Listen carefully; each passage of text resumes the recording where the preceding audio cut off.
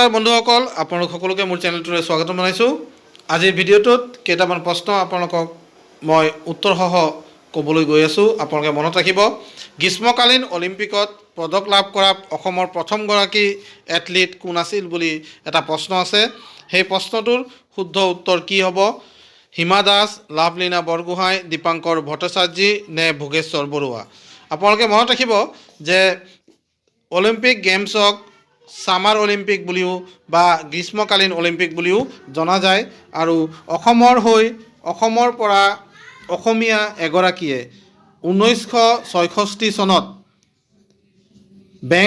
গেংটকত হোৱা গ্ৰীষ্মকালীন অলিম্পিক অৰ্থাৎ অলিম্পিক গেমছত 800 মিটাৰ দৌৰত সোণৰ পদক লাভ কৰিবলৈ সক্ষম হৈছিল।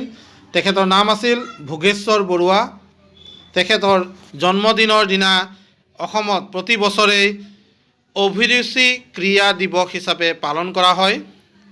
আপোনালোকে মনত ৰাখিব, এই প্ৰশ্নটোৰ উত্তৰ হ'ব ডি, ভোগেশ্বৰ বৰুৱা। 2 নম্বৰ প্ৰশ্নটো আছে, কাৰ ৰাজত্বকালত ৰংঘৰ নিৰ্মাণ কৰা হৈছিল? কাৰ ৰাজত্বকালত ৰংঘৰ নিৰ্মাণ কৰা হৈছিল? এই প্ৰশ্নটোৰ শুদ্ধ উত্তৰটো হ'ব স্বৰ্গদেউ প্ৰমত্ত সিংহ।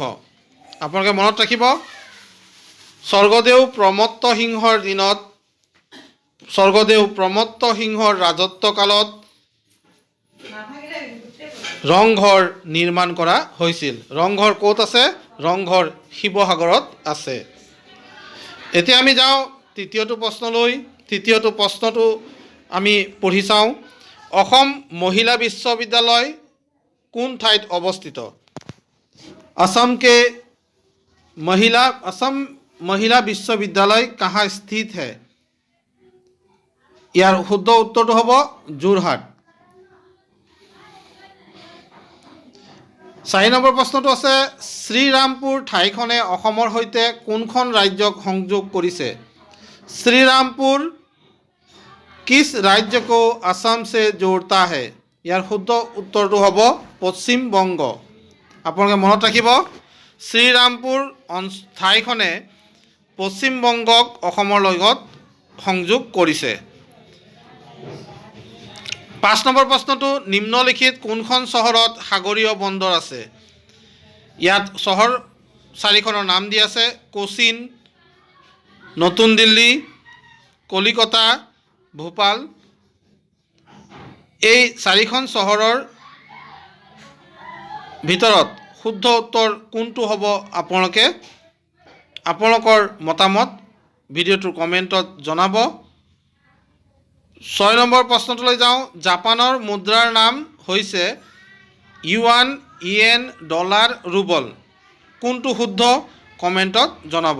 আজিলৈ আৰু 2টামান প্ৰশ্ন আপোনালোকক দিওঁ। 7 নম্বৰ প্ৰশ্নটো আছে, পবিতৰা সম্পৰ্কীয় নিম্নলিখিত কোনটো উক্তি সত্য? ইয়াৰ শুদ্ধ উত্তৰ কোনটো হ'ব? আপোনালোকে মোক জনাব। মোৰ মতে অপশ্যন ডিটো শুদ্ধ হ'ব লাগে। আপোনালোকৰ মতে কি হয় জনাব। কুৱেশ্যন নম্বৰ 8টো চাওক।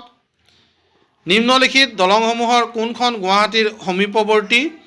ইয়াৰ শুদ্ধ উত্তৰ হ'ব লাগে শৰাইঘাট দলং বি অপশ্যনত আছে, গতিকে সেইটোৱে ইয়াৰ শুদ্ধ উত্তৰ হ'ব। 9 নম্বৰ প্ৰশ্নটো আছে, নিম্নলিখিত ভ্ৰাম্যমাণ থিয়েটাৰ দলসমূহৰ ভিতৰত কোনখন আটাইতকৈ পুৰণি? ইয়াৰ শুদ্ধ উত্তৰটো কহিনুৰ থিয়েটাৰ হ'ব লাগে। আপোনালোকৰ মতে কি হয় জনাব। 10 নম্বৰ প্ৰশ্নটো, অ' মোৰ আপোনাৰ দেশ সংগীতটো কোনে সুৰাৰোপিত কৰিছিল? কমলা প্ৰসাদ আগৰৱালা। এই অপশ্যনটো শুদ্ধ হ'ব লাগে। আপোনালোকৰ মতামত কি জনালে মই আৰু মোৰ দৰ্শকসকলেও নিশ্চয় লাভান্বিত হ'ব পাৰিব। নেক্সট প্ৰশ্নলৈ নাযাওঁ, আমি এতিয়া যাওঁ আমাৰ 3 আৰু 4 নম্বৰ প্ৰশ্নলৈ।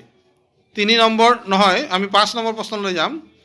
5 নম্বৰ প্ৰশ্নটো সুধিছিলোঁ যে নিম্নলিখিত কিছ চহৰ মে এক সমুদ্ৰী বন্দৰগাহ হে? ইয়াৰ কোচিন, নতুন দিল্লী, ভোপাল আৰু কলকাতা।